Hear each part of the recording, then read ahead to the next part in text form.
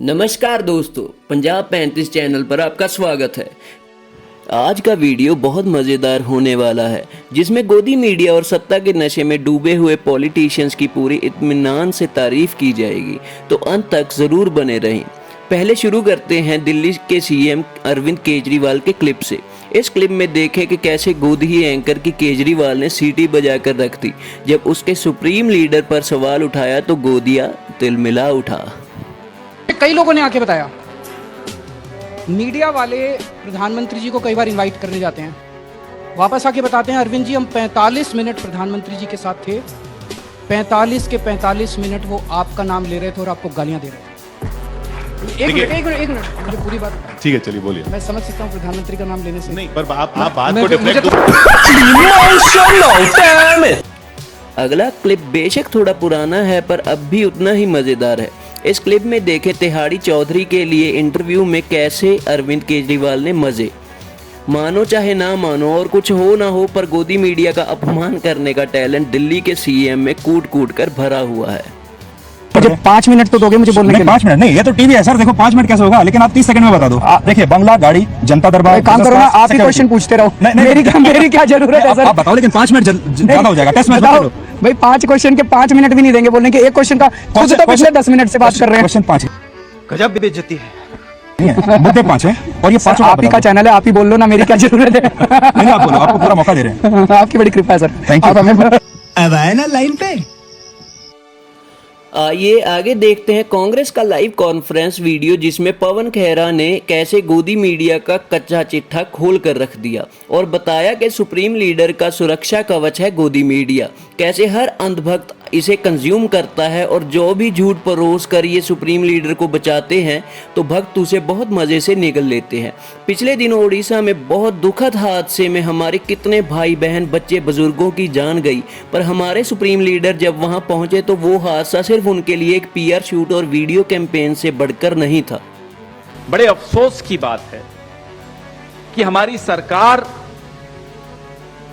उतनी संवेदनशील नहीं दिखती। प्रधानमंत्री जी, इस सज्जन को क्या तकलीफ है भाई? क्या तकलीफ है इनको?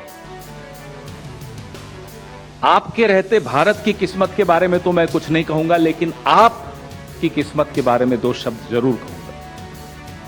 आपने एक कवच अपने आसपास खड़ा कर दिया। वो कवच आपको सीएजी रिपोर्ट से बचाता है, वो कवच आपको प्राइम टाइम डिबेट से बचाता है, वो कवच आपको किसी भी तरह की पब्लिक स्क्रूटिनी, सार्वजनिक जांच से बचाता है। क्या बढ़िया था गुरु।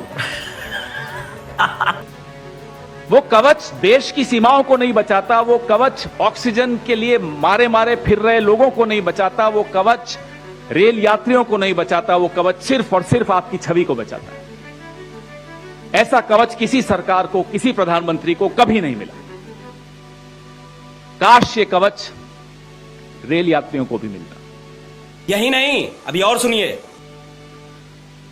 एक जमाना था जब लाल बहादुर शास्त्री जी जैसे लोग थे जिन्होंने इस्तीफा दिया, माधवराव सिंधिया जी ने इस्तीफा दिया एक रेल हादसे पर, नीतीश कुमार जी ने इस्तीफा दिया एक रेल हादसे पर। इस्तीफे का अर्थ क्या होता है? इस्तीफे का अर्थ होता है नैतिक जिम्मेदारी लेना।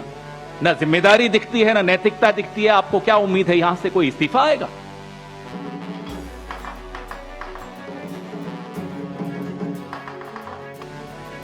हमें तो यह नहीं समझ में आ रहा हम इस्तीफा मांगे किससे। वो व्यक्ति जो एक छोटे से रेलवे स्टेशन की भी हरी झंडी दिखा के उद्घाटन करते हुए दिखता है, वो, या वो जो कल सुबह से अपनी पब्लिसिटी में लगे हुए हों, टोपी पहन के कैमरा लेकर घूम रहे हों, किसका इस्तीफा मांगे हम? प्रधानमंत्री, हम आप पर छोड़ते हैं आप किसका इस्तीफा लेना चाहते हो, लेकिन ये देश उम्मीद करता है कि जिस तरह से लाल बहादुर शास्त्री जी ने, जिस तरह से नीतीश कुमार जी ने, जिस तरह से माधवराव जी सिंधिया ने इस्तीफा दिया था, आप भी अपने रेल मंत्री से इस्तीफा लेंगे। तो रहने दो फिर। सीएजी रिपोर्ट आपके सामने है, पार्लियामेंट की स्टैंडिंग कमेटी की रिपोर्ट मेरे साथी, मेरे सहयोगी शक्ति सिंह गोहिल साहब के पास है, इस पर वो चर्चा करेंगे। सीएजी की रिपोर्ट बड़े स्पष्ट तौर पे बताती है कि 2017 से 21 के बीच में डिरेलमेंट यानी ट्रेन के पटरी से नीचे उतर जाने की वजह से 1127 हादसे 1127 derailments between the year 2017 and 21. By the way, ये CAG रिपोर्ट वही है जिसको आधार बनाकर आप लोग भी किसी जमाने में प्राइम टाइम डिबेट्स करते थे और यूपीए की सरकार के मंत्रियों से इस्तीफे मांगते थे। तब वो कवच नहीं होता था जो आज प्रधानमंत्री को कवच मिला हुआ है, आप सबकी तरफ से भी मिला हुआ है। आइए अगले क्लिप में हम भी तिहाड़ी के थोड़े मजे लें और अच्छे से मीम डालकर इस क्लाउन पर थोड़ा हंसें। वैसे भी इनका 1 घंटे का शो किसी कॉमेडी शो से कम नहीं होता। सुप्रीम लीडर की तारीफ करने में ये भाई कोई भी कसर नहीं छोड़ता। एक ट्रेंड आपको दिखाई दे रहा है, जो ट्रेडिशनल वोटर है बीजेपी का, जिसकी उम्र अब निकल चुकी है, जो विचारधारा में यकीन करता है, वो अभी भी बीजेपी के साथ है। जो मोदी का फैन है वो अभी भी बीजेपी के साथ है। अच्छा। लेकिन एक बहुत बड़ी जनसंख्या ऐसी है जिसे आप फ्लोटिंग जनसंख्या कहते हैं, जो बॉर्डर पर बैठी है, जो ये देखती है कि हमें किसमें फायदा है, नहीं। जिसे अपना परिवार का पेट भरना है, अपना परिवार चलाना है, जिसे रोजगार चाहिए, जिसे हर साल अपनी आमदनी बढ़ानी है। वह मासूम बच्चे जिनको उनकी मां का प्यार नहीं मिल पाता, ये वो लोग हैं, ये छात्र हैं जिन्हें आगे चलकर मुफ्त चाहिए। ये सारे लोग जो हैं ये देखते हैं कि हमें फायदा कहां हो रहा है और उन्हें लगा कि फायदा कांग्रेस के साथ जाने में है, इसलिए वो कांग्रेस के साथ चले। अगले क्लिप में फिर एक बार हमारे प्रिय तिहाड़ू के अंदाज देखते हैं, पर इसमें हम कुछ नहीं कहेंगे, इनकी धज्जियां उड़ाएंगे हम सबके पसंदीदा रिपोर्टर और एंकर श्री रवीश कुमार। देखे कैसे ये गोदी मीडिया पहले किसानों को आतंकवादी बनाने में लगा था और अब कैसे ये घटिया लोग हमारे खिलाड़ियों की मेहनत का मजाक उड़ा रहे हैं। साक्षी मलिक को 10 करोड़ रुपए मिले थे, बजरंग पूनिया को 6 करोड़ रुपए मिले थे, विनेश फोगाट को 5 करोड़ रुपए की राशि। ये तीनों ही खिलाड़ी भारतीय रेल में गैजेटेड ऑफिसर हैं, जिसके लिए इन्हें हर महीने लगभग सैलरी के रूप में 1 लाख रुपए के आसपास तनख्वाह मिलती है। किसानों को आतंकवादी कहने वाला गोदी मीडिया अब गिना रहा है कि इन खिलाड़ियों ने जब पदक जीते तब इन्हें सरकारों ने कितने पैसे दिए इनाम की राशि में, रेलवे की नौकरी में कितनी सैलरी मिलती है। हद है, इस तरह से इन्हें इंसाफ दिया जा रहा है। अगले क्लिप में हम देखेंगे कि कैसे ये गोदी मीडिया भोले भक्तों को झूठ की जलेबियां तल कर देते हैं और जनता मीठा समझकर स्वाद से उसे खाती है।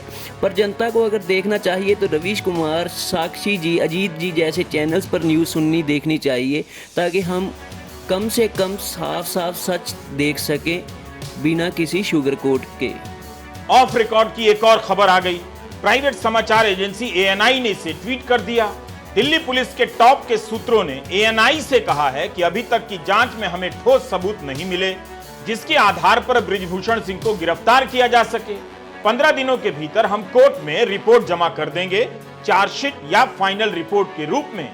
कुश्ती खिलाड़ियों के आरोपों को साबित करने के लिए सबूत नहीं है। अब आप बताइए, क्या यह माहौल बनाना नहीं है? इतना बड़ा मसला है और सूत्र हो रहा है। ये टॉप सोर्स कौन है? वो भी रिपोर्ट जमा होने से पहले ANI को लीक कर रहा है। इस खबर की पोल दिल्ली पुलिस ने ही खोल दी। दिल्ली पुलिस ने ट्वीट कर दिया कि कुछ मीडिया चैनल महिला पहलवानों द्वारा दर्ज मुकदमे में पुलिस द्वारा फाइनल रिपोर्ट दाखिल किए जाने की खबर प्रसारित कर रहे हैं। यह खबर पूरी तरह गलत है। यह केस अभी विवेचना में है और पूरी तफ्तीश के बाद ही उचित रिपोर्ट न्यायालय में रखी जाएगी। तो इस तरह से ऑफ रिकॉर्ड के सहारे माहौल बनाया जाने लगा। ऑल्ट न्यूज के जुबैर ने भी इसकी पोल खोली है। इसके बाद ANI और अन्य चैनलों को ट्रोल किया जाने लगा, उनकी आलोचना होने लगी। थोड़ी देर बाद जब हमने दिल्ली पुलिस के ट्विटर हैंडल को चेक किया तो ANI की खबर को खंडन करने वाला दिल्ली पुलिस का ट्वीट गायब मिला, हटा लिया गया। जुबैर ने भी इसे रेखांकित किया है।